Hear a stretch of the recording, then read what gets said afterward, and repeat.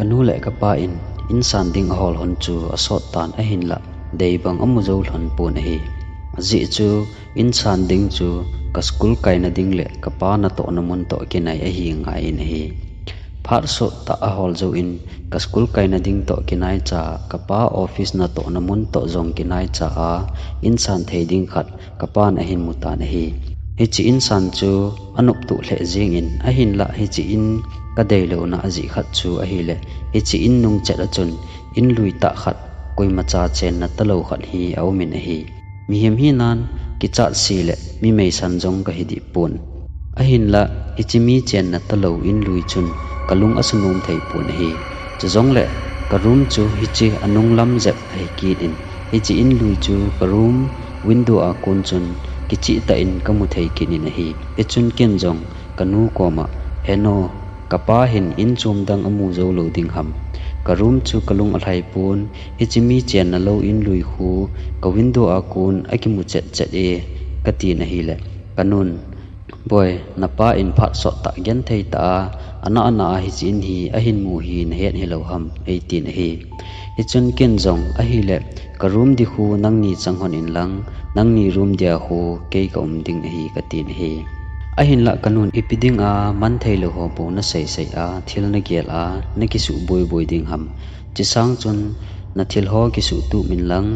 na room ki su theng in lang nei hung ki thu pi in to ding tam pi au mi atin hi iti jong le ka room chu ka ki khial lo diu a hi ti chu kanu tu se akunin ka hedo ta na hi ni kho phabep zo in ka room sunga chun ka omin a hi ti chun hi chi mi hem chen na ta lo in lui a ti zan na jong amang ta na hi a hin la zan khat chu thil ki dang ta hung su ta na hi ni dan ko vel a hin kalup na kaum a ka i mun god ai tan hin la kamit tenin in lui na lang window chu avet nom ten ten jing in a hi heti chun ka ve tan a hi le in lui window a kon mi khat in e na vet chu kamuta na hi apat na chun kalunggel mai mai ka hi sa in ata a hi pui kamit hla mai mai hi tin ke le ke ka ki hlamun in a hi a hin la ka vet chan in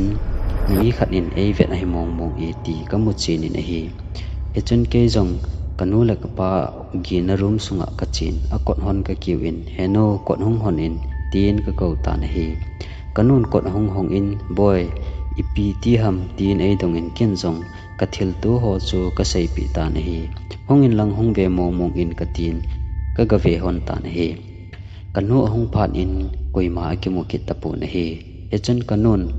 ngai jin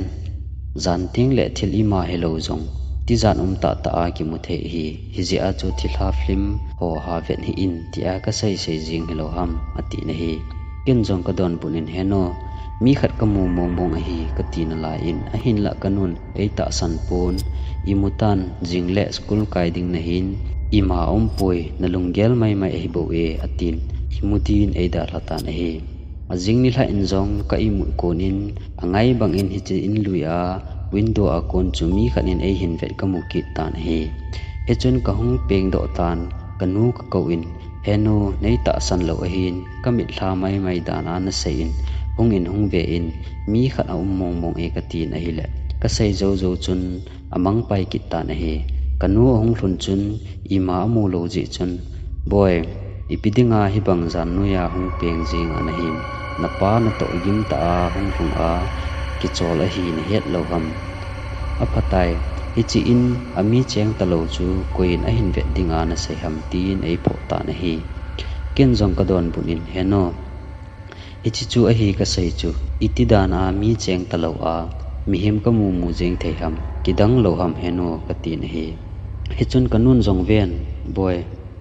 in sa in lang ho khat to hin na dai hi mai thei in te ha gel thupi in atin ei da la ki ta na hi hi chi jan chun hi chi hi koi hi ding ham kamat do te te ding hi tin ka ki gel ta na hi kanu sei bang chun ka in hing ho khat to hin ei hin hlep hi ding a hi tin ka koi ta na hi mat do a anu pa ko ma sei do ding ti chu ka tu ba hi ajing zan in nidan ko hin hi chi mi him chen na lo in lui achun ka chi ta na hi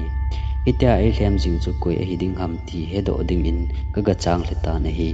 in chung chu ka lut a hi le athim bet jing in ima cha gial lo a ka chi lut bang in ka hung ki chatan a hi hiti chun ol cha chan in chung lang zut na step a chun ka kal to to in nila changa e lhem jing pa hi in chung langa hi te ding hi ka tin a chung langa room khat chu ka lut le room chu pum thimin a thimin kalai choi achun ka khole le a ka pelle ka room a kon ka muji window chu ka mu chenin hi ai la koi ma jong ka mu chum di pon hi window a kon chu ka room chu ka ga pelle ka room sunga ka nu le ka pan e hol mo hon chu ka ga gal mu in hi he chun kin ta in ka kum su in kot ka hon gut a hi le kot chu ama chamin anake kam tan hi ka thane sun ka panin ka sonin ahin la age hong di tapoi ka lut lama jong chu